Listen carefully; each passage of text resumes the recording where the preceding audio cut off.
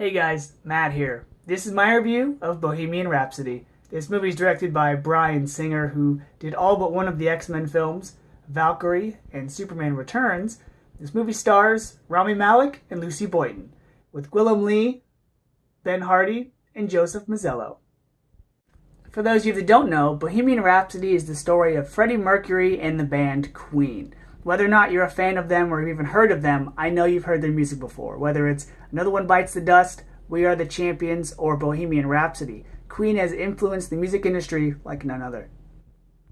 Now, going into this movie, I had seen many biopics because there have been a lot that have been made, whether it's TV or movies. And so, I had an idea of what this movie would be like.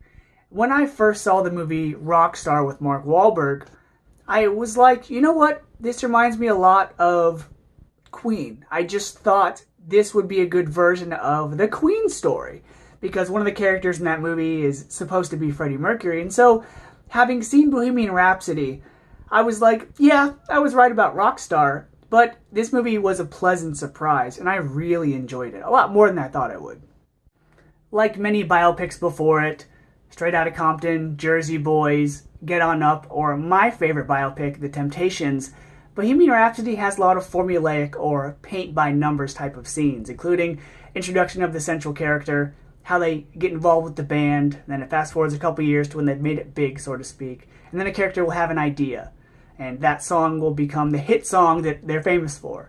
And then they'll have, disputes with the record label or a company or a lawyer, and then you'll have the arguments, the breakups, the makeups, a character deciding whether or not it's best for him to go solo. Stuff we've seen before. But something that sets this movie aside from the rest, and something that I am a sucker for when it comes to movies like this, is the emotional scenes. And this movie had them. And they hooked.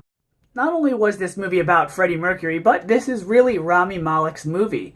To think, a long time ago when I first saw him in one of the Twilight films, and then again in The Master, I was like, okay, this guy's interesting. And then Mr. Robot came along, and now Bohemian Rhapsody, here we are, and Rami Malek is now a star. He's now become one of those characters, just like a Jack Sparrow or a Tony Stark, where it's going to be hard to see any other actor playing that character.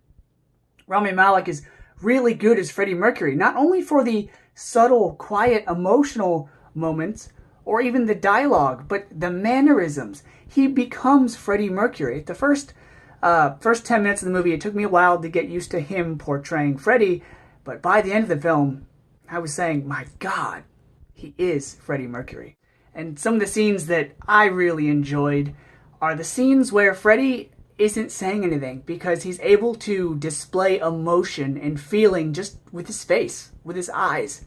It reminded me a lot of Eddie Redmayne in The Theory of Everything.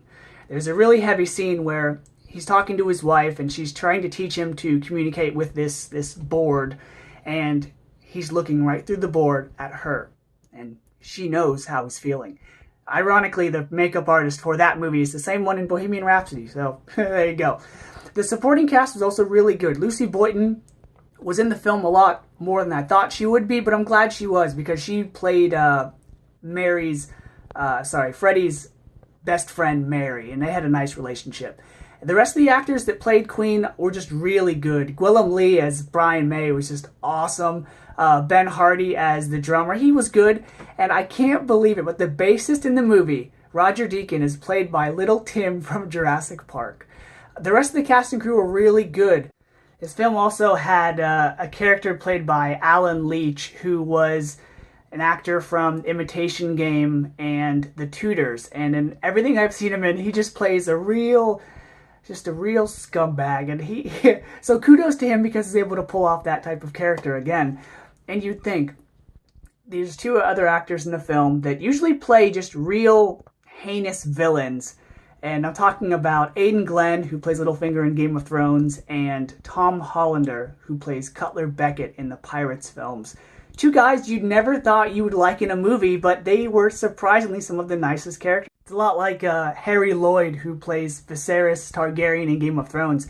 You hate that character, but then when you watch Theory of Everything, he's like Stephen Hawking's best friend, and you're like, how am I liking this character? But you know what? You gotta give him props, because it's great acting on their part. So, the acting in this movie was really good, and of course, the best part of it is the music. The music is awesome. And the film has a good soundtrack because it's mostly made up of hits from the band, but they also use the music very well, including a scene where Freddie is watching TV and they're talking about AIDS and they start playing the Who Wants to Live Forever song. So they use the music very well. The cinematography is really, really good, including a couple shots of just Freddie's sunglasses or the shine in the piano, and you just see what's going on in the reflection. It's really moving.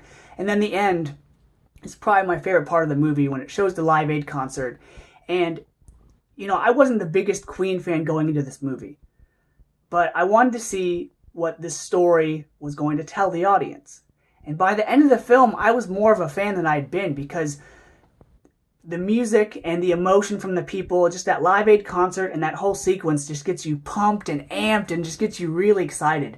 And you'll be tapping your feet, you'll be humming Queen songs after the film's done. And so this movie was really good, and I can definitely see Rami Malek being nominated for some Oscars come Oscar season. So good job, Bryan Singer, and good job everyone involved. I'm going to give Bohemian Rhapsody an A-. Till next time, guys. See ya.